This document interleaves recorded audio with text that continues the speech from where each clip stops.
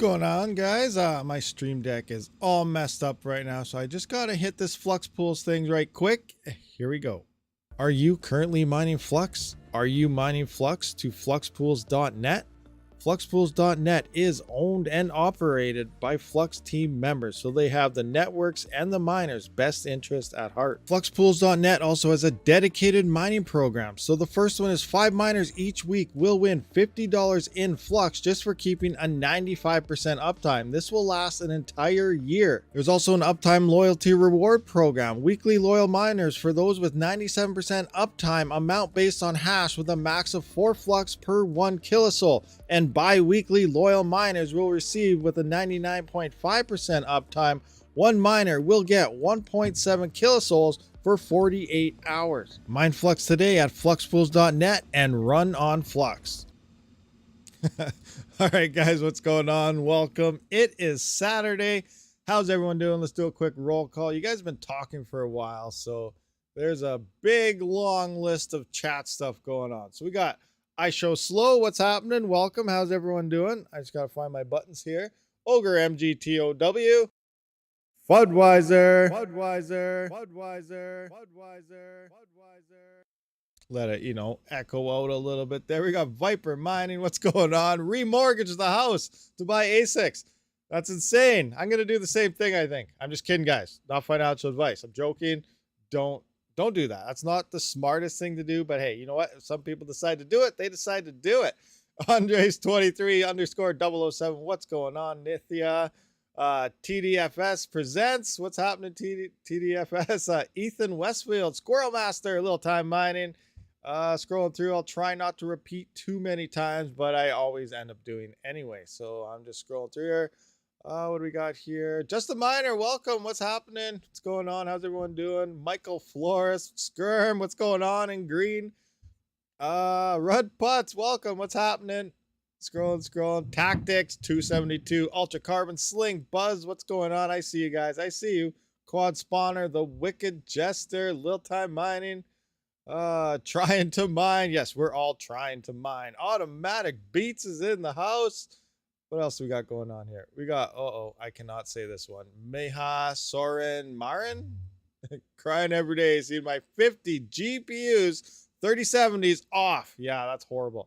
Absolutely horrible. It sucks, I know, but you know what? I guess it's just the time we're in right now. Ethan Westfield, I think I said that. Tech Man, thank you. What's going on? Thank you for showing up. Today is, are you leaving now? No. Oh, well, have fun. Sorry, guys. Little one's heading out to the corn maze soon. She came to say goodbye. We got Dan there. What's going on, Dan? Scrolling down. We got Crypto Baltus. Welcome. Chris Stewart. Churlerish. I probably butchered that. DJ Doc Gaming YouTube. What is happening? Solar Miner. And it jumped on me. Michael Flores, thank you very much for the US 149. Much appreciated. Coming into the Ryzen 7000 series Ripper Fund. That's going to be, probably a $10,000 CPU once said and done with motherboards and everything. Oh my gosh, that's going to be insane. No, I'm not getting one. I can't afford that. Well, unless you guys help, maybe. But, obviously, that's insane. Vincent's Gallo, John Doe, what's happening? Dan, Mine Some 10, welcome. What's happening? Raja Roy, Ogre MGTOW in the house. All right, so how's everyone doing? What's going on? What am I mining? Not really mining much. I'm still trying to solo mine myself some XMR. So let's actually have a look at that. Let's take a quick peek at good old Hash Vault Pro here. And my screen's all messed up. What is happening? My buttons are not showing me what's pushing. Oh, wow. Nothing is doing what it's supposed to do. I don't know what it's on. My buttons aren't lighting up. It's just staying like it's frozen. This is bad. This is bad stuff, guys.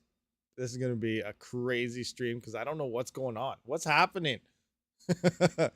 Oh, craziness. So here we are, solo mining still. I'm at 25%.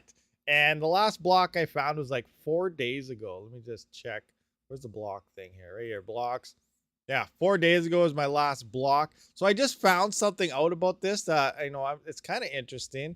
I didn't do it to all my rigs, but we can see down here. If you in the password field while mining to Hash Vault, if you change your password from X, which you can see here, I had all the rigs on X. you could put in your worker name or a name and like rig 1, rig 2, 7950X, 3700 server, whatever, and it'll list them individually. And when you do, oh yeah, my workstation's off, WS. I'm like, why do I have something offline? But when you do end up finding that block, it will tell you which rig found the block. Now, this is something we've always wondered when it came to GPUs and finding a block, what did it? Well, here we can actually see that. Now, I wish I knew about this earlier, because here it says found by worker X. I had every rig just password default X. So I don't know which one found it because they were all the same. And I only named my main rigs in Windows. All the Hive OS ones, I would need 23 different flight sheets individually to do it. So I didn't set that up yet there, but it can be done. So it'd be sweet to know which rig actually hit it. And I'm just going to go with rig 5 hit the last block, because we all know rig 5 is, top dog master, Mr. CPU. But yeah, I'm still solo mining. I'm at 25%. It's been, well, 3.5 days, 3.25. Actually, tonight will be a full 4 days. And if I can find a block within every 7 days, that will be profitable, cover power costs, and then make a couple dollars on top of it. So, it's not going to be massive, huge, but XMR is a massive network. There's a lot of hash rate on it. It's like the Bitcoin of CPUs, and we'll see what happens. But yeah, the first one I hit was like 23 hours, which did work out to be about 120 Canadian dollars, which is like $4.75 for that single day, which is absolutely insane. So, but I'm continuing on. I'm doing this. I'm going to see how long it takes to hit the next one. Because remember, guys, solo mining, it's luck based. We don't know what's going to happen. Change. Okay, there. Oh my gosh, this sucks. I can't see what I'm on ever. But we'll see what happens. Like, if I can hit another block, like I could go to 1,000% and not hit a block, and that would suck. But at the same time, you could hit one at 0% and 1%. That last one was hit at 7%. And if I would have had the individual workers set up, that would have been like on the worker, like 0.01 or 0.002% on that worker, which would have been been like very cool. But who knows? We'll see what happens. Rig 5 is such a prima donna. Yeah, he's insane. He throws out Bitcoin though, so that's a cool thing. Hive OS tuning, XMR change passport only on the rigs. It will change your rig names. XMR change passport only on the rigs. Password. Yeah, exactly. Password. But the thing is, they're all using the exact same flight sheet. So they're using the same parameters. So I got to make an individual flight sheet per rig with a different password in order to name each one rig 1, rig 2, rig 3, rig 4, and so on down the list. But regardless, it makes things really easy too if they're all in the same flight sheet, because then I can just do one single change and then they all move at the same time. Anyway, so this past week has been an interesting week. I'm still mostly testing out this 7950X. I haven't really been looking into GPUs at all. I go to my mining pool stats and I look. I'm just like, I'm not even like, it almost feels like it's not worth the effort to put into GPUs at this point in time, because nothing's really profitable, I don't think. There may be some small coin out there that no one heard about or something that might be making you maybe 20 cents or something, but I don't think it's worth the hassle. I threw the video the other day, I can't remember which one it was one of those 7950X tests. I had a comment, and it's kind of interesting because it plays a role in all this. So as we know, Ghost Rider and all these other coins, they get forked. And then when they get forked, people rush to it. They try and get, because there's low hash rate, a bunch of coins. And then all of a sudden, the price falls. So these are some of the comments I'm seeing where, oh, I mined this coin, the price tanked, so now it's worthless. This is a worthless crap coin, stuff like that. So the way I looked at it and how I kind of explained it to the guy and how, people in my Discord are looking, like these coins like FIDA and whatever, all these forks that are coming out, I don't hold the coins. I sell them that day because they're profitable. I mine it and sell it, convert to Bitcoin, whatever you want to do. I'm not holding these coins. Most new forks are going to fail. They may be profitable right now, but in the future, they might not even be around, or they're going to fail, or something else could happen. So when things are profitable right now, I take the profit. You're not making anything if you don't take profit. Look at all the people hodling through the previous bull run, and now everything's down and they're complaining. Well, if you'd sell everything at the bull runs and just hodl your fiat and get into the times like this, because these cycles keep repeating, you're going to make a lot more money, not financial advice, by, you know, playing the markets. Like if it's just sitting in your wallet, you're not going to make anything. So these coins that are getting forked and they become profitable right now, or even on some GPUs, we saw Radiant there last week or the week before, whenever it was, mine the crap out of it, sell the tokens, and then just hold on to that fiat, put it into something that you really think is going to pump in the future, or use it to pay your power and stuff like that. So that's one thing with these forks. Just because it's profitable right now, hodling it, most likely you're going to end up losing. So I tried to explain that to that guy, and then he's like, oh, okay, well, that makes more sense, because at that point it does make profit because you do sell it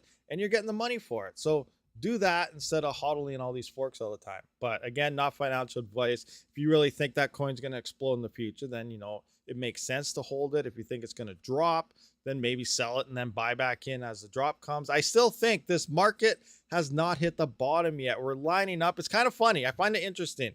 Ever since Bitcoin was at like 45, 50,000, people kept saying, oh, it's bouncing off the bottom. We're going to go back up soon. And I've been saying, you know, we're still going to come down. I still think the bottom is around December or January at around that 14K BTC mark.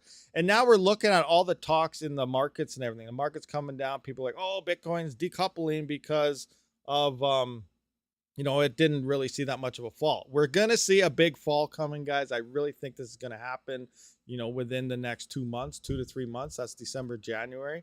And then that's the bottom to start, you know, stacking up them coins, doing what we got to do, holding little fiat value banks or stable coins or something, and then get in when that bottom hits for those future gains. None of this is financial advice. Do your own stuff. I am not a day trader in any way, shape, or form. When I try day trading, I fail and I lose all the time. But based on the cycles, this is how things are playing out. And as we're getting closer to the end of the year, I find it kind of funny that now, you know, oh, and there's talks of recession coming now, and this is happening. There's less buying power. More people are trying to, you know, collect all or save all the money they can, which means people are selling stuff and the prices are dropping. Who cares what's going on in the world? I say ignore all that and just play the cycles. And we know that, or we don't know, I'm assuming it's going to drop to the bottom around December, January. So I'm just saying that. And I just find as it gets closer to that, there's more and more type of gloom happening on the news. And same thing happened in 2017. You know, everyone says, oh, this didn't happen then, that didn't happen then. I don't care what happened when. I just look at the cycles, and that's the way I play it out. But same thing, if you look back at news articles in 2017 when everything crashed, they had some stupid market excuse why it happened. The point is, it was part of the cycles and it happened. So that's just how I kind of follow everything here. No, run for the hills. Good after. Totally agree. We might see between 3 to 8K on BTC, a big washout that will cause people to shut off permanently. That's very true. That's very true. I believe there are some larger farms starting to shut down now, but it's interesting how everything's kind of playing out. Another thing, I know a lot of you guys, I've seen you guys, Budweiser there is mining himself some flux. I think it's kind of funny that no one really thinks about this. Now, I haven't tested out the new LOL miner yet on Flux. I hear it is getting increased hash rate. It also depends on the GPU. I saw a tweet from Hobbyist who said with the 2000 series and the 10 series, 1080s and stuff like that, and, you know, your 2060s, 2080s, whatever, that is fairly unstable, kind of all over the place, bouncing around, but the 3000 series seem okay. But these things are good when they first release. If you hear about it right off the get-go, then you may see some increased profitability because of the hash rate. Now, things that aren't tested yet is it just a number? Are you actually getting more coins? You got to try this out. It's really hard with the way hash rate's bouncing around all over the place right now. But eventually, just like with the LHR unlocker, once everybody gets on it, you're not winning or losing. I think we're better off just staying where we are. Sure, you know, oh, I'm getting more hash rate now. So if everybody's getting more hash rate now, wait a couple weeks till everyone hears about it. You're going to be in the exact same boat as you were before LOL Miner even released this. On top of that, LOL Miner seems to use more power than other miners. So then you also have increased electrical costs. But because everybody just cares about their hash rate, now everyone's burning more power to get more flux, when in reality, now that everyone has it, no one's getting any more flux anymore, and you have a higher power bill. So these are kind of some things to keep in mind in the back of your head when things like this kind of come and emerge. So no one seems to talk about that. As soon as these things happen, it's always like, I'm getting more hash rate, I'm mining more, this is a way better deal. But no one thinks about, in about 2 weeks time, now you're going to be paying more for your power bill because everyone's caught up with you and you're going to be making the exact same amount of flux, depending on the hash rate that comes in. It's going to be bouncing up and down as GPU miners are looking for a new home. And GPU guys, seriously, they are desperate at this point in time. Like, if you kind of missed my last bamboo video, GPUs are trying to hit any algorithm they can. They're even mining CPU mineable coins like Ghost Rider. You know, they got the algorithm, Raptorium, Theta, Fida, all these coins there. There's bamboo out there. So, you know, they're trying to, you know, get any type of profit they can at this point. So it's kind of crazy. We're really big Wild West out there. The power is the same, maybe in the software, but I have been seeing people, and whenever I did use LOL miner, I have noticed higher draws at the wall though when I used it over for other coins that it uses. Like even with Ethereum back then, LOL miner did use like an extra 5 to 10 watts per card versus like T-Rex or something on Nvidia. And I haven't, like I said, I have not tried the new LOL miner. These are just things I'm seeing based on other people's tweets and stuff like that. Anyway, let's take a look at what's going on with Twitter. So you guys probably heard about this, the whole ERGO and Ethereum Classic and whatever else is going on out there. So I did find this post inside of, do you guys kind of see this? I wonder if I can zoom in here. It's not going bigger for me. Darn it. All right, it's not working. I'm just going to open this up a little bigger here. So here's a post in the Ethereum Classic by Ethereum Classic here in their Reddit here. And as you know, I was really confused on what's going on. Like, all the rumors are floating around that ERGO somehow hacked ETC's original Twitter account and then named it their own and started, you know, saying, hey, look, we're awesome now. We got so many followers, yada, yada, yada. And then if you look back through the history, it's loaded with nothing but Ethereum Classic tweets and stuff. So anyway, here is an announcement on kind of what happened with F Classic here. So they are starting over. They got a new Twitter handle. They only got like 700 followers now. So, you know, they're starting from scratch. But here we go. Show your support on Twitter. We are starting from scratch. Official Twitter account linked, and they have the link here.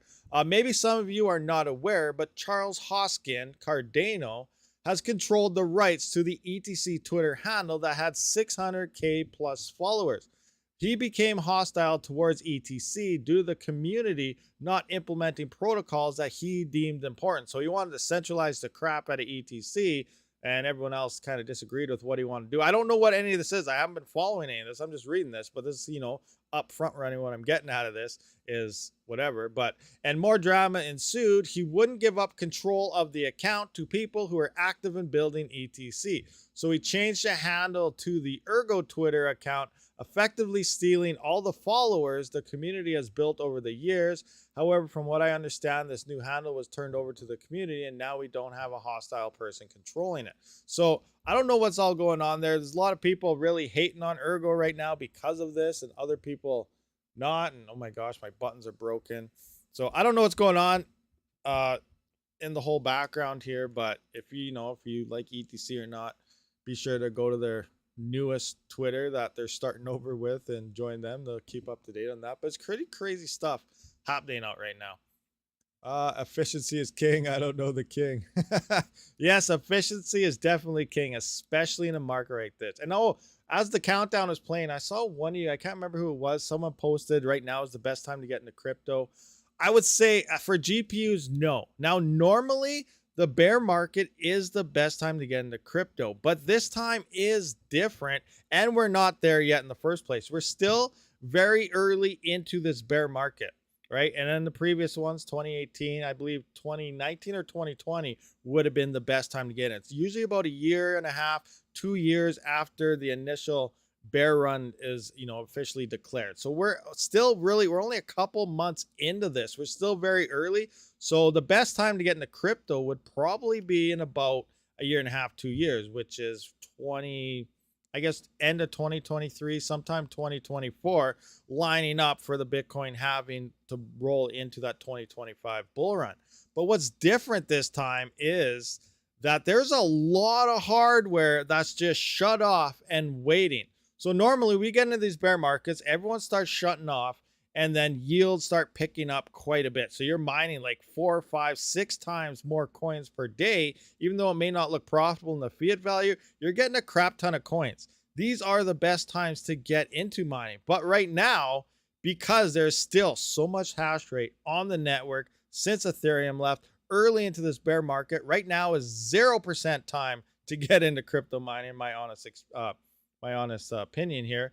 Go out and buy in hardware because one, we haven't seen GPU influx happen yet, which means the sell-off of miners. People are still fighting to look for something that's profitable. You cannot, they don't want to give that up. Like most of you guys, well, minus Fudweiser because he's mining himself some flux right now. I'm not, but because it's not profitable for me. I'm like negative 10 or 16 cents still after power. So I'm not mining it, but some people are, depending on power prices and whatnot. And so other people are shut off. Now, I'm sure most of you, like someone there, you did say you had 50 GPUs or 3070s. Most of it, not the most. I think A2000s are better than 3070s and stuff in terms of efficiency. But a 3070 is the most sought after GPU for, you know, efficiency and stuff. And people have their rigs just shut off waiting for that time. So I really think moving into the future, a few months down the road, you know, finally hash rate will start coming down. Difficulties levels will start coming down. And people are like, oh, guys, check this out. You know, it's starting to look a little bit profitable now. We might be making 10 cents after power now, 15 cents after power now, or maybe 8 cents. Like people are mining at a loss right now. So even anything profitable after power is going to look like some huge jump in profitability. So people are then going to start turning on their rigs again. And we're going to be in the exact same boat. Difficulty is going to come up and we're going to be back in the negatives. This is going to happen for a while. And that's why this is kind of different than previous, because there is so much more hardware online now that people bought and got into Ethereum and didn't even realize that the merge was happening or that this was actually going to happen. And if you've been following the channel, we're right around the levels where we thought was going to happen. Every coin was going to be unprofitable till around 6-7 cents was that break-even point. This is what we thought would happen, you know, months before the merge actually went through. And now all of a sudden it's like everyone seems surprised that this is how it works. So a lot of you guys here, you know, I've been telling you guys this, so you guys were prepared for it. That's a good thing. But other people were always, you know, I'm buying GPUs. They're looking cheaper. I'm doing this. I'm doing this. And all of a sudden, whoa, what's going on here? How come the profits dropped? What's happening? So we're prepared while other people didn't really do their research and they're not prepared. And now they can't hand out or give up that hardware or anything. They're just too struck on it saying GPUs will never die. So they got to hold on to it till the very last second. And I think that's going to take a good year or two before we start seeing the actual hardware influx. And when that happens, GPUs and everything hardware will get very, very, very cheap, especially compared to what they're now. They're still going to get a lot cheaper than what you're seeing now. So that's my little rant there, my 2 cents on the whole operation. I tend to bring this up every once in a while. You guys know this. I probably repeat myself over and over again, but I just wanted to point it out. Now I see a bunch of ads going on here. What do we got? Vincent Gallo, talk about the one and only thing important in the world. How do we get a KA3? You know what, Vincent Gallo, this is, I don't even know how to go into this. Now, the KA3, this is something insane. Like, I don't even know if this happened with Bitcoin or not. Well, it probably did, but the KA3 Bitmain with that miner, like, it's insane. I don't know.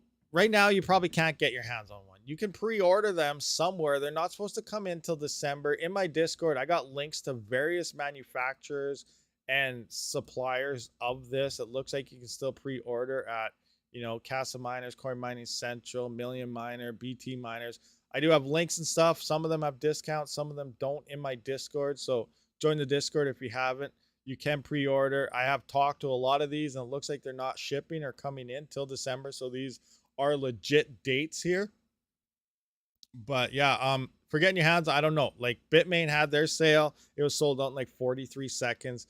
Now, depending how many they have, I kind of went through it before. Now, some people said they got 83 KA3s incoming. They pre-ordered them and stuff. That's insane. So that's just, you know, single entities.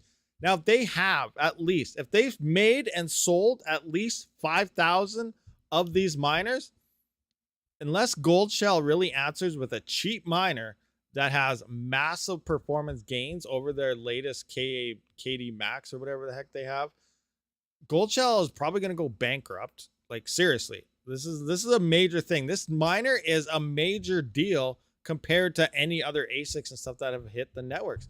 So if Bitmain, we kind of went through the numbers. If they made and sold 5,000 of these miners, they literally destroy all of Kadena profitability unless you have like 5 or 6 cent power.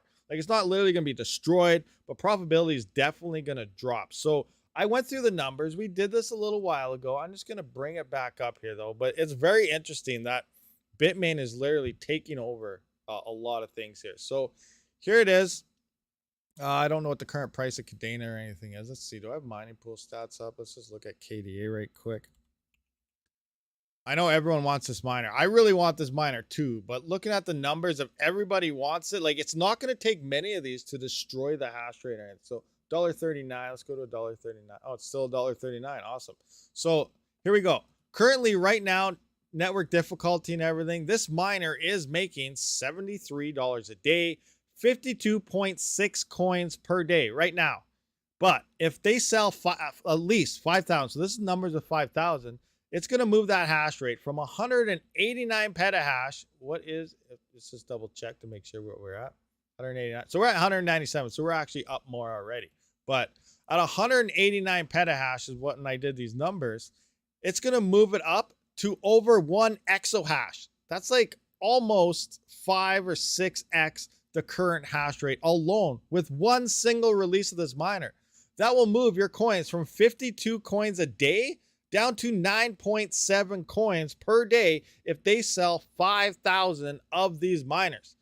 That drops your profitability from $73 down to $13.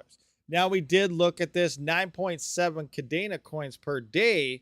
Moving into the next bull run is still like $1,300. It's an insane if you can hold on to those coins and Cadena hits that $23 level mark, $22, $23 in 2025, as we expect it will probably do. But no, it's just an insane amount thinking about this. And then obviously they're going to keep making more and more. And then Gold Shell is going to answer, and they're going to try to release a miner as well. People are going to be jumping on this like crazy, and eventually, and it says right in the the Cadena, I don't know if it's in their white paper or some red, I can't remember, but there is no halving events on Cadena.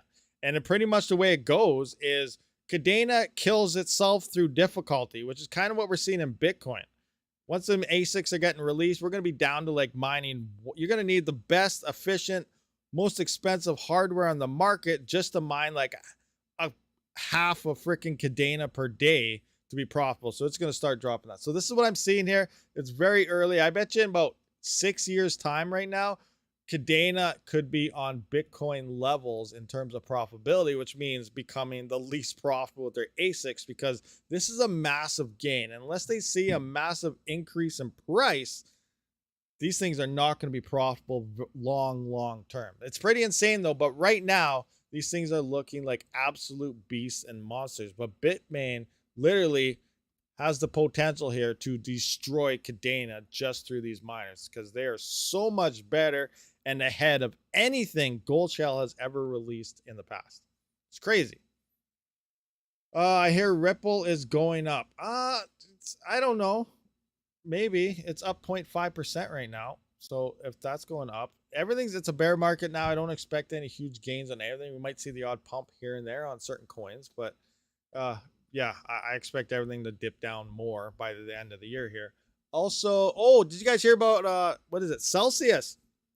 So Celsius, we know what happened. Everyone lost their funds, locked up, yada, yada, yada. Everyone lost a lot of money. It's a big deal. So I guess they're in court or dealing with the SEC or something right now. And they released the names and everything of every single person that, I guess, traded on their platform. Now, I don't know if I ever traded on it. I think I made an account there like a year or two ago, but I never did anything. So I don't know. I might be on that list no matter what anyway. But if you've ever traded on Celsius, the SEC knows who you are. They released every single bit of information about every single customer they had to the government. So keep that in mind with these projects and stuff that, you know what? They'll sell you all out if they can. I have no idea. It probably was, but they released it and they had to, and you got to keep these things in mind. But yeah, I have no idea. I don't follow it on. All I know is that they know everybody that used the platform. What do we got? Buying equipment only makes sense when we have seen the crypto bottom and know which coins are going to make it to the bull run. That's very true. We don't know what's going to go to the bull run. We see these new forks, new coins. constantly coming out, and I really think 80 to 90% of these new coins, they're gonna fail. So you can gamble and hodl them, and hopefully they make it to the bull run and do good things in the bull run, or they just become a worthless coin that you wasted power on, so you would have been better off selling. That's why, basing it on the odds, all these forks that come out, if they're profitable at the time when they come out, sell the coin, do it. And this is another thing I find interesting. So I don't know, a lot of people, like, we know we want to hodl Bitcoin and stuff like that, and it's good.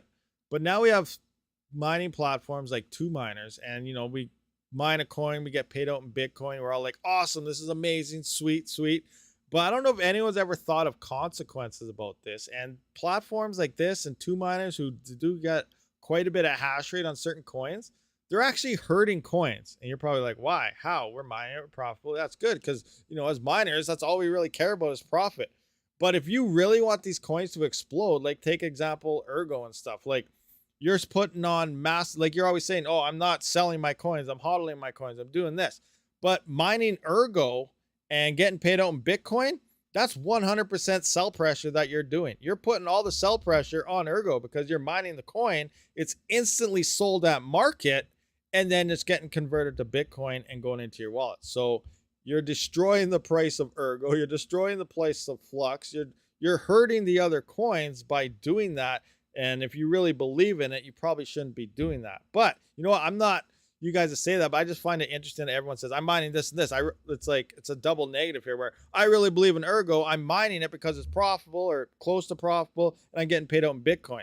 So you don't really believe in it then because you're helping destroy the price by adding 100% sell pressure of your rigs. So I just thought this was a mentality or a point of view that some people should realize when they're doing things like this. Now, I don't care. You guys can do what you want. I have no issues selling stuff and putting it in Bitcoin. It's just that people don't know the effects of what they're doing because they think it's the best thing to do because other people are doing it, or it's being marketed to you as the best way to do it. So I just want you guys to know what's really going on when you're doing that. And you guys can still sell it all you want, get paid on that Bitcoin. It doesn't bother me at all, but I just want you guys to know how that actually comes out.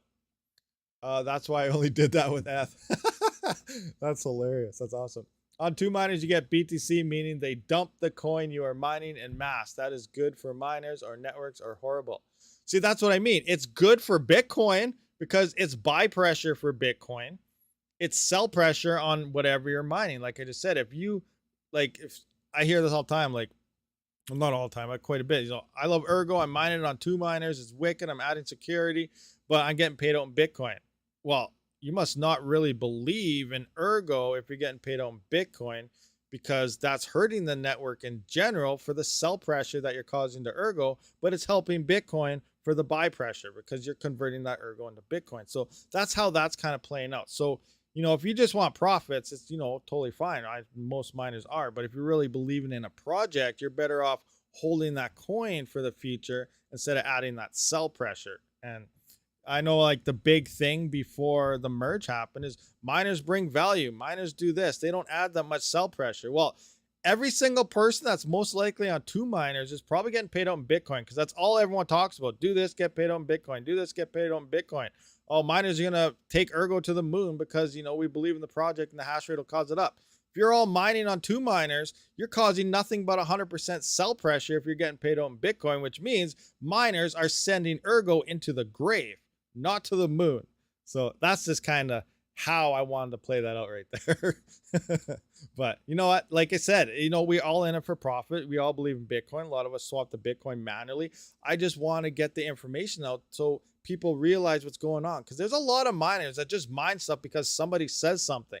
They just mine stuff because, this guy said that, or that guy said that, or this is the best payout to get, or whatever. But they don't know what's going on in the background or how it's affecting either one of the coins. So that's just the information I wanted to get out for you guys. And, if one of you guys are up in the air, maybe if I finally helped one of you guys in realizing how that actually works, I'm happy. And you make your own decision that you want to do. Cash for hash is what matters. That's very true, Red Hat. I agree with you. Cash for hash. It all comes down to who's paying miners the most. Do you believe in that? People mine at a loss. That's 100% okay. Like, I know I get a lot of hate sometimes, oh, well, I'm mining at a loss on Rob was going to hate on me or something. No, people do mine at a loss. Mining does provide that security. And if you believe in the project and you don't mind paying out of pocket, taking that loss, whatever, keeping the project secure from 51% attacks and stuff, that's all up to you, 100%. You can do it at a loss. It's okay to mine at losses if you truly believe in that project. But if you're just doing it because you don't really know why, or because your neighbor's doing it, you need to do a little more education and figure out what's going on with these blockchains, these coins, and what mining at a loss really means versus buying the coin and stuff like that. So yeah, I just want to get some of this information out. Hodl at a loss, BTC is the boss. That's a wicked one. Oh my gosh, that's a wicked shirt too. And there's a saying we had a little while ago, I remember, that I want to turn into a shirt. I can't remember what they are, but I gotta write these things down. Vincent Gallo, mining to get paid in BTC is silly. GPUs getting like 20 cents. You need 100x. Why get the BTC that doesn't even cover electricity? Hey, it all depends. That's what I said. Like, I don't know. Whoever mines for whatever they want to mine, I can't read people's minds. I don't know why they do certain things. I'm just here to try to let you guys know what the effects are and how each thing kind of works. Like, I'm not a blockchain expert. All I do is mining stuff. So yeah. What do you hold? Which coins are you selling? And what are you keeping? Myself, well, I'm hodling Raptorium. I'm waiting for the next bull run on that. It's staked in the smart nodes. Speaking of Raptorium, you have about 4 days left. If you're a Raptorium holder and you're on the core wallet, I don't know about Zelcore or anything. I don't like Zelcore at all. I feel like I'm forced to use Zelcore to utilize Flux nodes and stuff. So I only use Zelcore for Flux, and I think Cadena, because I can't really find another Cadena wallet, but I'm going to keep looking out for one. But all I use Zelcore for is for Flux, because I feel forced to have to use that for Flux. I wish there was other wallets out there for that. It's turned into a centralized when they're promoting 100% decentralized, and they charge stupid fees because of it. Anyway, but I am hodling Raptorium, and if you have the core wallet, 4 days they have the future Raptorium implementation, which is asset creations and stuff like that, are going to be released on the blockchain. So be prepared for that. I believe that's being validated by the smart nodes, not the miners. So that's going to be interesting and potential. I still got to talk to Raptorium guys about it, see how it works. But it sounds like the smart nodes do the validating, which means smart node profitability, or I guess returns, may go up a little bit. Again, it comes down to, how busy is the network. So I am hodling that till the next bull run. The devs are very active. I think they're doing a lot of cool things, and we'll see what happens. So that's one coin I do believe in, and I'm holding. As for that, it's Bitcoin. When it comes to like all these forks, which I said earlier, like FIDA, Babacoin, whatever else is forking out there, I mine it and I sell it. I'm not hodling it. I'm mining it. I sell it. I take the payday and convert it into either Raptorium or Bitcoin or something like a lot of you guys do. Bitcoin, it's a safe bet. Bitcoin's going to go up in the future. We know this. It's pretty much guaranteed. Now, nothing's guaranteed. Again, not financial advice, but it's going to go up. We're pretty sure it's going to hit the next bull run and all new all-time highs. But that's pretty much it. As for other coins, I'm not really mining much anything else. I do think ERGO and FLUX do have very bright futures. I just think they're really young right now, but we'll see what happens in the next bull run. I still think it's going to take another full cycle, maybe 2. Hard to say. We'll see what happens. But other than that, I think everything else is just whatever.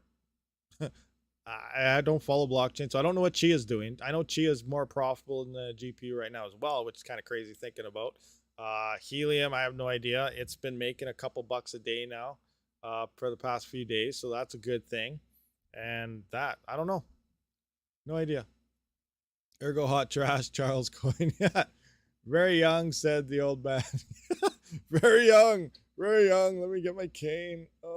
I asked the Flux AMA about Coinbase integration, and they lost it. They lost it. Yeah, they're trying to stay away from these centralized things, but at the same time, if they want to bring value, eventually they're gonna have to add a centralized exchange. Like, they're gonna have to do it. It's the only way you can really cash out of a coin. Maybe that's why they don't want to do it. They don't want people to cash out, but you can just swap it to anything else like Bitcoin, then go to Coinbase and cash out. But it will bring a lot more buyers into something, getting listed on stuff like Coinbase and crypto.com and whatever else, these centralized large exchanges. That's where the main money is. So we'll see what happens. They have Binance. Okay, they got Binance. It's weird that they go with Binance, but not something like Coinbase. That's very interesting. I think Binance is one of the biggest centralized ones out there, but hey, who knows?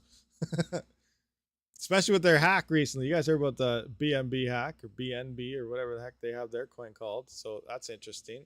Good for them, I guess. I'm just kidding, guys. I have no idea. I don't know what happened there.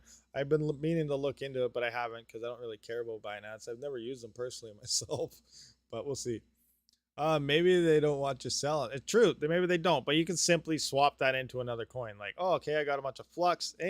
Nah, I'm going to swap this and do something else. Now, don't do that through Zelcore because they'll charge you an arm and a leg.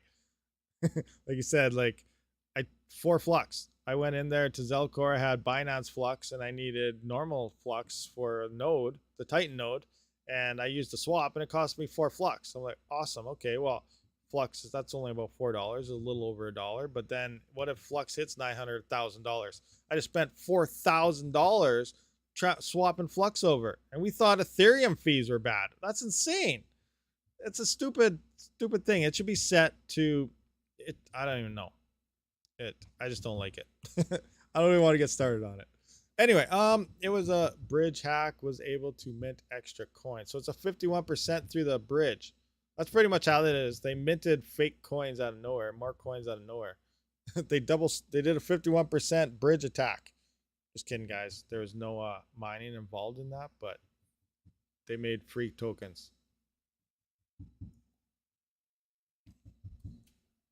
Haruka. Haruka. Am I missing anything? Very young. Okay, yeah. I'm gonna scroll up because there were some ads up here that I totally missed. Okay, that's on 2 miners. The BRICS country are implemented to Ripple for Digicoin. Ripple for Digicoin. Interesting. Thoughts on LB box. LB box. Which one's the LB box? LB, is that the library one? I think that LB box, is that library? Wait, hold on. I want to see if I hit a block yet. Refresh. And oh no, solo pool 15, not even. All right, library box, LB box, August, 11 cents a day. I don't know, it's not looking too hot at 11 cents a day currently, but you know, everything's down right now. Library, that's what what is that, Odyssey or something runs off of that one. Yeah, I believe that's their token. By the time it comes out on people switch on, that's $60 a day will likely come off with something less than 4x. Yep. How do you get 5 to 6x? That would be a lot of production, sir. What are we talking about? 5 to 6x. The KD maxes prices are going to 0. Same power for quarter hash rate. I sense maybe a software efficiency increase coming, but just suspicion. Maybe. But yeah, it's crazy. Like, is that what you're talking about, the KD max? So we kind of went through this before. I have it written down, but yeah, this thing is a major deal. Back to this thing again. So the KD max versus, let's just go back to this one. This one would be a better one to show it.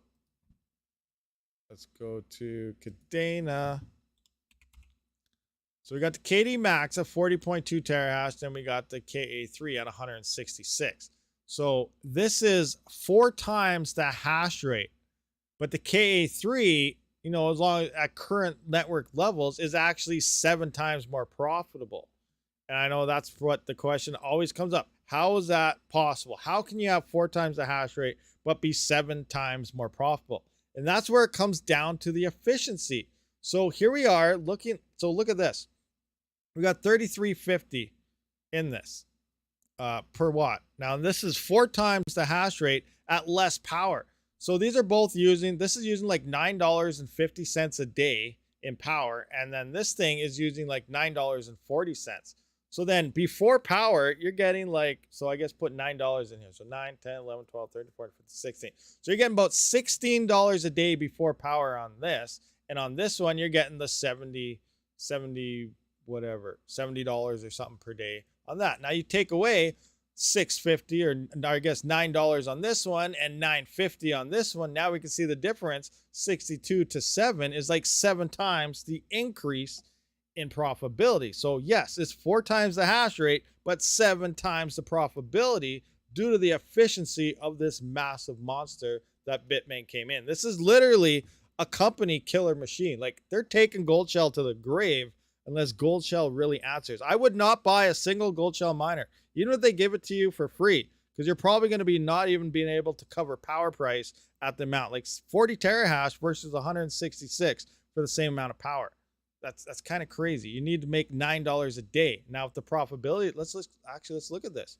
Let's look at this right now. So let's say it hits to this. How much is that 40 terahash going to get you? 40 terahash is now 2.3 coins a day. Actually, that's still not too bad. Let's take a look at current Kadena price, KDA price. I don't even think this is going to cover power. Actually, the KD is not going to cover power at 2 coins a day. That's like $2 or $3 a day. You need at least $9 to cover power. Let's go to KDA price, CoinGecko. Yeah, right here. So we look at this. So 2.35 coins a day. 2.35 coins a day. That's $4.48 Canadian. We got to drop that into US. That's $3.26. The KD Max is not even going to cover power if 5,000 of these sell. So there you go. The KD Max, they can drop price all they want or give it away for free. You're going to be losing money mining on this miner, and that's the best miner Gold Shell has to date for Kadena. Gold Shell is going to die unless they release a very efficient miner and grip up that hash rate. So who cares how much they... Guys, look, Gold Shell released 50% off their KD Max miners. Buy in. No, don't buy in. You're losing money if 5,000 of these KA3 sell. Bitmain is literally putting the nail in the coffin for Gold Shell unless they can figure out a way to make an on-par miner or better. So we'll see what happens there.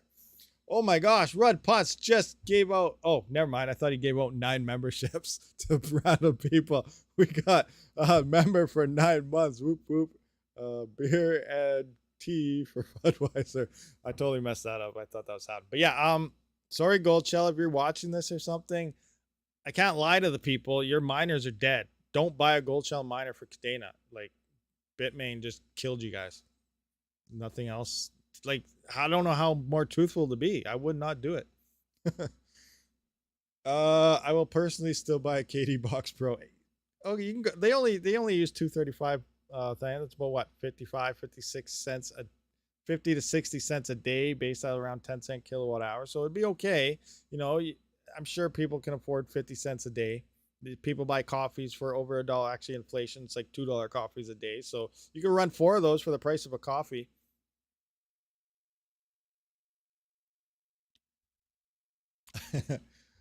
Anyway, so yeah, any more questions? This isn't supposed to be an AMA. Do I have any more stuff that I want to talk about? Anything going on here? I don't know. You guys are very interested in that KA3, and I know I'm very interested in as well. It's just curious how many they have, but legitly, like, it's almost going to come to the point where you're going to have to either mine on a KA3 or don't mine Kadena at all. Like, that's just the bottom line, unless Gold Shell does drop, you know, a big bombshell. Now, they did hint at something. I found that interesting. I totally forgot about this, but they said, yes, they addressed that Bitmain just released, you know, this miner, yada, yada. And they said, stay tuned. So, you know, they're trying to spark something, but is it going to be good enough? We'll find out, because I'll do the numbers. You guys know I will. I'll check the numbers out. And if they're still trying to PR, that's what you got to remember with these companies, whether it's Gold Shell, whether it's NiceHash, anything. They have really good PR teams. They'll try any way they possibly can to get you to buy. But at the end of the day, I look at the hash to watt ratios. I look at the profitability, and is it worth it or it isn't worth it? And if it looks like they're just trying to sucker everybody into buying another one of their miners, I'll say, hey, that's garbage. Don't do it. But hey, we'll see what happens. So I'm very interested to see how they're actually going to respond to this, because they're going to have to come out with something very good. And not only is it going to have to be a very efficient miner, it doesn't have to be, you know, 166 terahash. It can be 100 terahash. It can be 120. But if it does it at very little power, then that will be something good. Or, you know, they could do something that's even more efficient and do more hash rate. And this is going to be a crazy war, because now Bitmain and Goldshell will be fighting, and the network hash rate is going to absolutely explode. And then it comes down to pricing.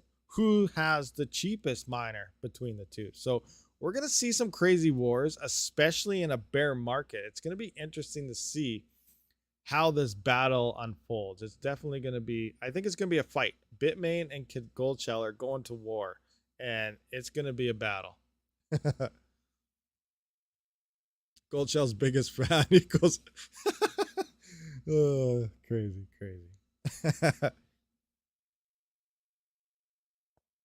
All right, what do we got going on here? Rabid mining, and are you going to get a 4090? Hell no. Did you guys see that unboxing? 4 freaking PCI Express plugs going into their 20 pin. I want to know, like, we kind of, did we talk about this last time? No, maybe, no, it was in Discord I kind of brought up. I want to know is how much power can that 20 pin support? It's got freaking 4 8 pins going into a single 20 pin into their special plug of the GPU. Well, I got 150, 175 watts, whatever, depending on the cable gauge and the pins and everything of these PCI Express cables. Why don't they just make the PSUs with those 20 pin cables from now on? You know, stick 6 to 8 of those things in the back of a 3,000 watt PSU. You got like freaking, I don't even know, you could hook up 12 risers to a single PCI Express. You can, like, that's insane. 600 watts going into a single 20 pin. We got to adapt, guys. We got, what's going on here? Why are they throwing in PCI Express? We need to adapt to what NVIDIA's doing. NVIDIA should start making power supplies and load them up with these 20 pin freaking connectors, because that's insane. That is absolutely insane. 1,000 watt, that 20 pin's good for 1,000 watts. Can you imagine? We need like 10,000 watt ATX PSUs with 6 of those. 6,000 watts, 1,000 watts per PCI Express plug. You could run a full rig almost on a single freaking plug. That's insane. That's what we got to do. Someone make it happen. Patent this. Make a PSU. Change the game. That's a game changer right there. Why aren't they doing this? Why are we still stuck on PCI 150 watt cables? We have 4-way splitters going into a single 20 pin for a GPU. That's absolutely insane. Those connectors will not hold that kind of power over time. Yeah, how many 4090s are going to melt on Kapow? I want to see that. I want to see someone not overclock a GPU or not undervolt a GPU, or maybe even try overclocking it. Throw that thing on Kapow for a week. See what melts. Oh, that's going to be insane. That's going to be awesome. I don't know. We'll see what happens. But no, I'm not buying a 4090. Why am I going to do that? I didn't even read any of the benchmarks. I read some of the headlines. We know headlines just sucker people into stuff, but you know, gamers are not impressed over the 4090 benchmarks. This is not happening over this. So I don't know what's going on. That's a slight upgrade over the 3090 Ti. They're fairly close from what I understand, but they use a lot of power. They're not really doing anything bigger other than the boost clock. Like, they just wrapped the crap out of their boost clock. So let's rewind a little bit. And I've talked about this in previous shows. I'm really excited actually for the AMD GPUs. Now, I was excited for the 6000 series also until I started seeing benchmarks in mine. I was like, okay, well, this sucks, because I was really expecting a lot more out of them, especially being ahead or being the new gen after the 5700 XTs. Because as we know, before the 3000 series, Radeon 7s and 5700 XTs, 5600 XTs, they were king Ethereum miners. They were awesome. Then the 6000 series drops, and then NVIDIA just destroyed them. So that sucks. So hopefully this gen coming out is like this. So word on the street, down the grapevine, many, many years ago, actually only like last month or something, but regardless. So I was sitting there, I was reading this blog, and someone brought it up, and NVIDIA, or not NVIDIA, AMD was coming out with these GPUs, right? So the new 7000, whatever they're going to call them, but the RDNA 3s. And they're adding, you know, the double cores into them, kind of like what they do with their CPUs. So that's cool. And then they were getting a lot of performance on them, and they did their own architecture. You know, AMD is great at advancements and stuff. They do all their architecture. They have all this, and they're doing it fairly efficiently. And supposedly, I don't know if it's like the Cold War. There is probably a Cold War going on between all these companies. But NVIDIA caught wind of what AMD was doing, and it sounded like they're actually scared. So instead of doing what they originally wanted to do with their 4000 series GPUs, they pretty much just cranked up all the freaking clocks and said, all right, we got a GPU ready. This thing can boost. And that's why we're going to see And that's why we're hearing about all these increased power costs, is because they didn't really upgrade their GPU in general, but they increased the clock speed on the boost side. And when you boost anything, CPUs, whatever, it uses a lot more power and becomes very inefficient. So I think NVIDIA got scared. They peed their pants. They cranked the crap out of their clocks and said, all right, we got a good GPU. Let's go. And now that's what they're trying to promote as the next best thing. Now I'm really interested to see what happens when AMD does release their GPUs, because it sounds like they may be very good. Are they? I have no idea. One thing I really hate with the AMD GPUs is their drivers. They have the worst, crappiest, horrible drivers ever. So I wish somehow they could have nice, stable drivers like NVIDIA does, but have that on their platform. We'll see what happens. But that's kind of how, the rumor mill has been floating between the next gen of GPUs. So we're just going to have to wait and see. I'm getting excited again for AMD GPUs on the next gen over these NVIDIA ones. But we won't know what happens till they release. And then once they do, who knows, I'll probably be disappointed, just like how I was with the 6000 series. I was very disappointed in their performance. Again, that was only Ethereum. They seem to be doing decently on other algorithms. Obviously, we got the 6600 XTs being pretty good on the old Kapow, but I hate Kapow and everything that goes with Kapow. Yes, that's you too, Meowcoin. That's you too, everything else on Kapow. You guys chose the worst algorithm ever. Melting houses down. Anyway, no offense. Nothing against Meowcoin at all. They're doing good. That's awesome. Sweet. Hopefully, they try to stay. It looks like they're actually trying to get in the spotlight with all their tweets lately, but I'm trying to warn them. Stay out of the spotlight. They have very low hash rate, very easily could be attacked at this point in time, but we'll see what happens. They've been warned. How is it that they released better than dual die? Is there any increase in efficiency out of a 4090? Yeah, I have no idea. I have no idea how the efficiency or anything is going to be. Like, remember, all these companies they promote towards gamers, and as miners, we're undervolting and dropping power limits and all this stuff. So, we might get a bit more hash rate and maybe on par with the same efficiency, maybe even better, cutting it back. We'll see. We don't know what's going to happen, but on the high side and for gaming, it's gonna eat up a lot of power. When am I getting a 4090? Never. I don't know. We'll see. I'll try messaging a bunch of companies and see if I can pull some strings, but I highly doubt it because I'm not buying one. I'm not buying a 4090. I have a 3090. That's good enough. That's all I need. I don't know. You see all the polls. Are you using this DSL, whatever? Are you using this ink shatter and, Turing, whatever NVIDIA promotes as the next best thing that you have to have for gaming? Most of the polls are, people don't even use that. They don't care about that.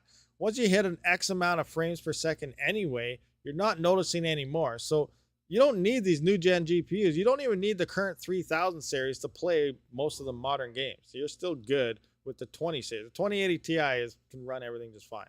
So, they're just running out of excuses. And like I said, it's just a big PR marketing thing where they try to convince you that you need their 4090 because it's the new thing. And then you have the people that obviously, I have the best card. This just came out. This is new. You have those people. No, regardless what, there's those people, and as soon as it releases, they're gonna buy it because they have to say they have the next best thing. What do we got here? Okay, we went through that. Kapow makes your GPUs go kapow. They go kapow and melt and, fire. And if you want to heat your house, it's very good to use kapow because you'll definitely light a fire and help burn your house down so you'll be warm for a while. It's the MEM bottleneck for 6000 for mining, but boost efficiency for core heavy algos. Flux, wink, wink. There you go, Ethan. There you go. And we're not really concerned about too much MEM anymore. ERGO doesn't even use as much MEM bandwidth as Ethereum did. Now, if ETC explodes in price or FW or something like that, we're going to want that memory stuff back again. But the way it sits right now, we don't really care about much on the memory side of things. So AMD may have a nice thing moving forward. Playing with the 4090 is like being in front of an arcade game. You keep dropping quarters into it. You just get the bill at the end of the month instead. You need an 8K infinity frames. Oh wait, I don't need a 4090 to play Minecraft. Oh, maybe you do. Minecraft. They're trying to add and be very good. They add everything in they possibly can, but still, the Super Mario on the first Nintendo has probably smoother graphics. I don't know. I can't find myself playing a box game. That's just me. I look at my character and it's sitting there with a pixeled box. No thanks. No thanks, not for me. A lot of people enjoy that though, so you know what, they do them. Maybe all the people that are into Lego. That's what it is. I think it's all the Lego people that play Minecraft. All right, so we have any more questions, guys? Anything you don't like Minecraft? Unsubscribe. No, I don't like Minecraft. I actually never tried Minecraft, but every time I try to see something on Minecraft, I always have to turn it off. I've almost got Minecraft about 4 or 5 times though. I went in there, I click on it, and then it says buy, and I see the price of like $39 or something Canadian. I'm just like, nope, I can't bring myself to pay 40 bucks for this. What is Minecraft? Does it pay out in BTC on Zerg? No, but there's a mod where you can get paid out in Neoxa, supposedly. 0.33 gap per kilowatt. That's crazy. That's crazy. Some people are paying $1 per kilowatt hour. You imagine $1 per kilowatt hour? That's like what do I use? Last month I think I was at 6,300 kilowatt hours. So that means like a $6,300 power bill at $1 per kilowatt. That's insane. Wow. Yeah. Mining does not cover that at all. Anywhere. Not even in the last bull run. Are you going to do a 4090 review? Oh my gosh, no. Well, maybe if I get one, but we'll see what happens. But yeah. Me paying 0.7 70 cents. Oh my gosh. 70 cents Europe per kilowatt hour. That's insane. This is crazy. How about Astroneer? Astroneer? What's Astroneer? No money for me until I get solar. Yeah, that's the thing too. Like, yeah, if you have power prices up there, like way up there above 50 cents and stuff, solar then does look like a better investment. But personally, myself, like running that 6 cent power, third party distribution, that's 15 cent Canadian, works out to be 11 cents USD. It doesn't make sense for me to really go out and buy solar, I don't think. Like, to offset your power 100% and stuff, it's going to cost me like $70,000-$80,000. That's just for what I currently have right now. Then you got to upgrade for expansions when you get more rigs and stuff. The ROI on solar is going to be worse than, it's going to be probably longer than what it takes that solar is even going to last. It's probably going to be over 20 years. So yeah, I don't know. I just can't see myself doing that. Now, as you get up to higher power prices, like $1 per kilowatt hour, you're spending $6,000 a month at my power price. That makes a lot more sense to pay for power, because then you're offsetting it and paying it off that much faster. But someone at probably 10 to 20 cents kilowatt hour, it probably doesn't make sense to go a full out solar system, because one, you need a crap ton of room. Two, it's expensive, and it's probably never going to ROI. I find it hilarious. So we get these GPUs, we look at the efficiency rating of GPUs, I test them out and I do this.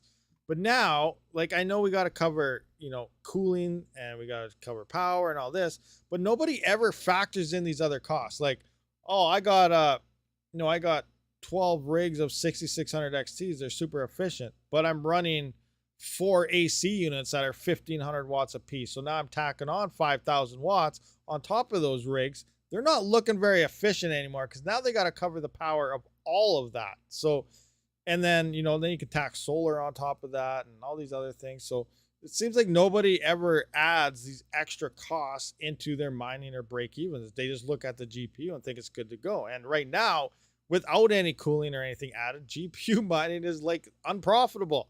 You start adding ACs into the mix, it's very unprofitable. So you do got to calculate other means of what you use other than just your GPUs if you really want to work on some break-even costs and stuff. Because I don't know, I just find it kind of funny that way.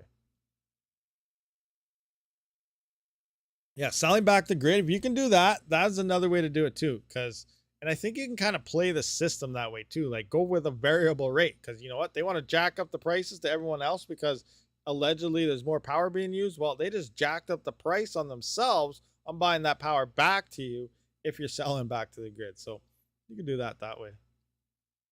Once solar is everywhere on the grid tie, you will have to count it as income. Yeah, Thanks, IRS. Yeah, probably. Wouldn't doubt it. Oh, you got to. You probably would actually, because you have to claim any single amount you come in. So, power is no longer a write-off; it's a taxable income. Can you imagine that?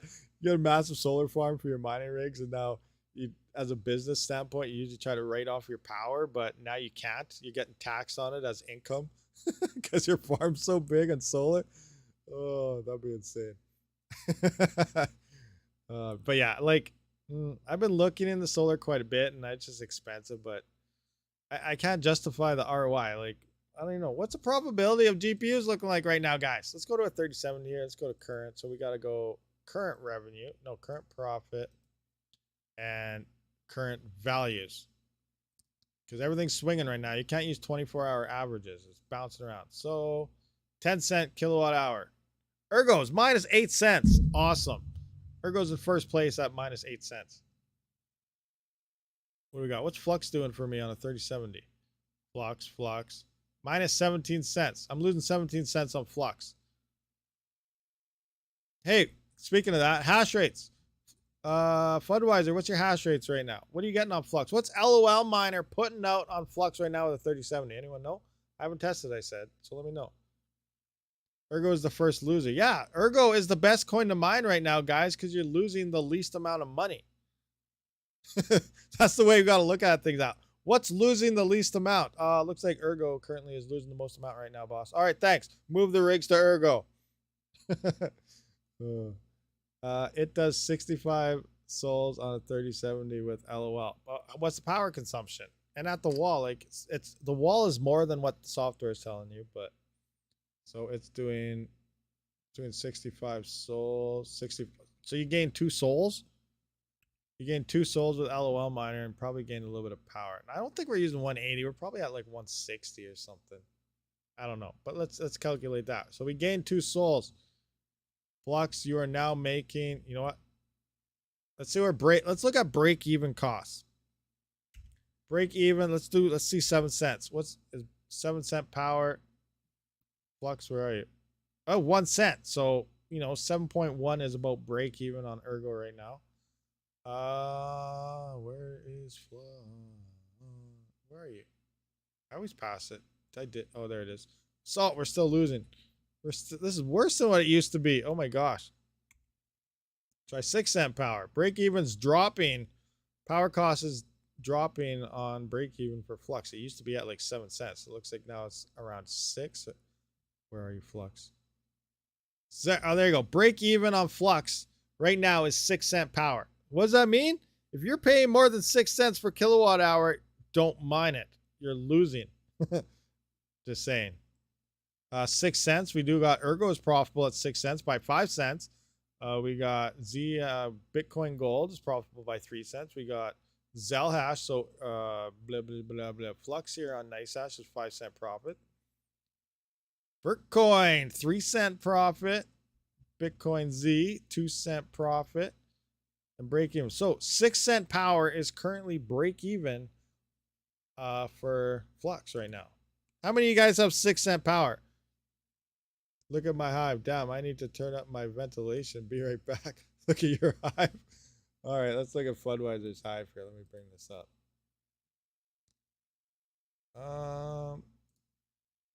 Where's your farm? Okay, let's see. Here's Floodweiser's farm. Let's have a look.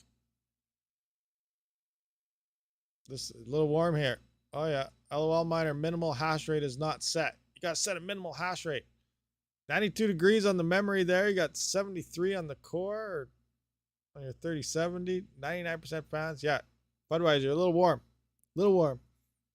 99, was it 3080's doing 99.3 souls? We got 200.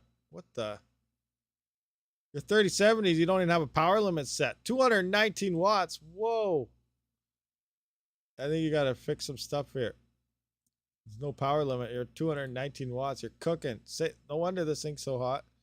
200 on the core, no power limit. 219 watts. That's insane. Did it just... Oh, I thought it died for a second. I was just hovered over it. Still dialing it in. Rejects OC too high. 104 on the 3080 on this one.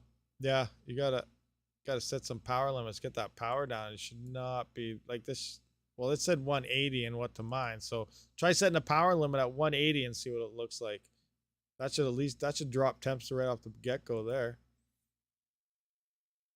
New to Flux mine. Yeah, me too. I haven't really tested it out. I'm not sure. Like, I don't know really any overclocks or anything for Flux at the moment. But I do got to test out all my GPUs here very soon. I plan on doing that. After I do the 75, I want to get the 7950X stuff done so I know what everything is, how it's doing on all these algorithms. Then I can slam that thing into the workstation, and then I can get to like GPU testing and overclocking and stuff. Because I have what? I have A2000s to try out. I got 3060s, I got 3060 Ti's, I got 3070, I got 3080, I got 3090. So yeah, I got a lot of testing that I got. Well, I guess most of the newer NVIDIA cards, I can figure out some overclock settings and hash rates and everything for that across ERGO, FLUX, and so on. So those will be coming once I finally finish up with this 7950X. Drop that to 180. Okay, I only know 2080 Ti is 100 souls at 300 watts. 100 souls at 300 watts. 100 souls at 300 watts. So that's 300 watts at the wall? Let's see here. So 100 souls divided by 300. 0.33. So 20, that's 0.33 hash to watt ratio. Where is my, that's not that one. I want to check something here. Where is it? Online Excel. I got to check this. I guess, I think I did A2000 tests a while ago. Right here, yeah. Just have a look at this right quick. Full screen. So Flux 0.35. So yeah, 100 souls at 300 watts is 0.33 hash to watts. So this A2000 is more efficient than that 2080 utilizing Gminer of all things. So yeah, I did find Gminer was better than Mini Z when it came for Flux on the A2000. We can see 28.1 souls at 68 watts in the software. That was actually 79 watts at the wall, and that's a 0.335 hash to watt ratio at 400 on the core, minus 500 on the MEM Gminer. So A2000 is more efficient than that 2080 in terms of efficiency anyway. And then this is older stuff. January 6th, you can see is when I tested this. What do I have for ERGO? ERGO, I tried ERGO the other day on this. I didn't get the power buy, but it's actually up to 107 mega hash on an A2000. Not the shunt modded ones. The normal A2000s are actually a 200 core, 4000. I actually hit about 107 mega hash on the A2000 the other day, so that's actually pretty sweet. So I got to redo these numbers for that. But yeah, this has been a while since I tested this hash rate. See, price 700 Canadian. I believe A2000 now is like, was it $5? You think you can get these brand new for $500 now Canadian? But that's still too expensive than what I would pay for a GPU right now. I got Conflux, Ryu. Yeah, interesting.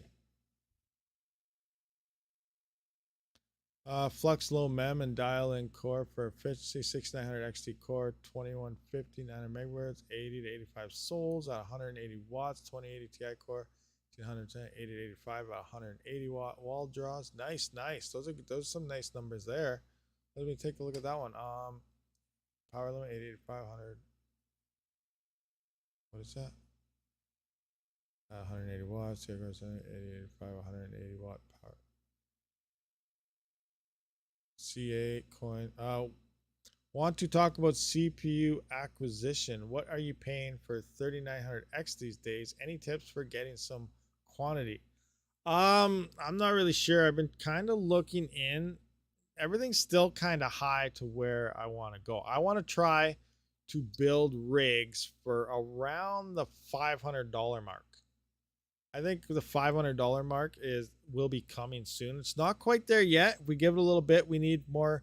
You know, I think once the 7950X 3Ds and stuff like that release in a couple months, we will start to see more influx in the used market in terms of 5000 and 3000 series, as well as motherboard and stuff. And I think we can get complete rig cost down, so to around the $500 mark. That's Canadian, so 500 Canadian. I don't know what that would be in USD. to USD. So that's about 363 USD. So 500 Canadian, 363 USD is what I think we could probably get full 3900X rigs for, you know, in the next couple months. But, you know, you're going to have to keep an eye on deals and things like that. But that's probably the price I'm going to go for in terms of my end. That's very cheap. Like I was before, it was around that $1,000 mark for a 3900X. But I think we could probably build those today now. Well, not today, in a couple months for about 50% less. Picked up one 3900X for 250 Canadian, another for 200 euro recently. Nice. See, there we go. 250 Canadian. Then you know, find a motherboard for like 60, 70 bucks. You can get a power supply for like 60 bucks. The RAM will be another iffy one depending on the RAM you want. And then that's pretty much it. That's pretty much all you got to go. Good to go. So sweet. 250 Canadian. Let me see. Let's add this up. So 250 Canadian, you're on track. You're on track. So 250 Canadian for the CPU. Like I said, plus another 70 for the motherboard. That's 320. Ram's going to be expensive. Depending on the RAM you want, probably about 140 for CL14. That's 460. Plus, what do we got here? We need a PSU. I think you can get a decent one for about 70 bucks. So that's about 530. You're on track for about a $530 rig. So maybe that sounds more like it. $530. That's a nice price for building your rig right there for sure. Oh wow, you got the X470 for 80 bucks. Nice. The B450 for 50. Okay, yeah, those are, yeah, sweet. Where did you find those? Used market. Nice, because they're like over 100 bucks everywhere else right now. But yeah, you can definitely find them cheap if you keep looking. Nice. Those are wicked prices. Honestly, oh, I don't even know. I think we're gonna see. I don't know when they're gonna release their next series. Like, so right now we're at the 7950X. So it's gonna be interesting when, like, was it the 8950X is coming out? So whether it's next year, probably we're gonna wait 2 years. So I guess in 2 years, because remember, I think AMD plans on keeping these AM5 motherboards, the LGAs and everything, for like three gens this time. So that means the 7000, 7950, 8950, and 9950X, if that's what they go up to, if they're going to go same 7, 8, and 9000 with those. So by the time the next gen releases, we should have, you know, a lot of availability of motherboards, which means motherboards will be coming down. We're going to see the B650s, probably whatever 650. We're going to see a lot cheaper motherboards and branding. So we'll be able to build a newer gen rig a lot cheaper. And plus the 7000 series will be a gen or two behind, which will be looking like currently right now with the 3000 series versus buying like 5000 and stuff. So this is going to happen, and we're going to see a lot better prices. And when these prices do drop in the 7000 series, I would 100% recommend building 7000 series rigs over 3 and 5000, because this thing is actually, it's a big improvement over the previous gen. The 5000 series wasn't an improvement. It was just pretty much another CPU. It was good, better for gamers and stuff, the way they changed their dies and stuff. But for miners, the 3 and 5000 series is pretty much exactly the same. Now for Ghost Rider, the 3000 gets a little more hash rate. For Duro, the 5000 series gets a little more hash rate. But overall, they're pretty much the exact same CPU for mining. Same performance. And now the 7000 series came out, and it's a decent jump in performance gains, but it's just because it's newer tech. You know, you need the new motherboards, you need the new DDR5, you need all the new stuff. So when they do release the next gen, I think moving into the 7000 series here in 2 years or something is going to be worth the upgrades over the 3 and 5000 series, because it is finally an increase in performance and efficiency over the previous gens by quite a bit. All right, so yeah, that's that. B450Ms are cheap, but no overclocking. Well, yeah, that's the thing. Like, depends how you run it, but you can you underclock? You can undervolt and stuff still on those, can't you? Or you just have like no options to do anything? I don't even know. But like I said, when it comes to CPU mining, guys, you don't need any of the bigger boards. Get the cheapest, crappiest board you can find, because we underclock and undervolt. You don't need the VRAMs on the motherboard. You don't need any of this stuff that the gaming motherboards or gamers and stuff need, because the gamers, they run default or PVO or however they want to run it.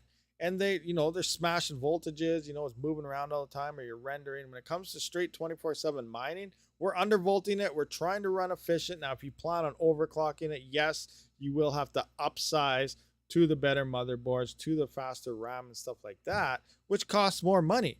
But for running nice and efficient, which every test I have proven so far is getting that hash to watt ratio and efficiency as high as you can, is the best way and most profitable way to mine with a CPU. And when you do that, it's also the cheapest way to build a rig, because you can get the lowest end of the market, crappiest crap that you can find, and it will mine just as well as spending twice the price on better boards. So these things, keep in mind that use the crappiest stuff you can find, because you don't need any of that garbage in the more expensive motherboards, because we're not overclocking and running high voltage or nothing.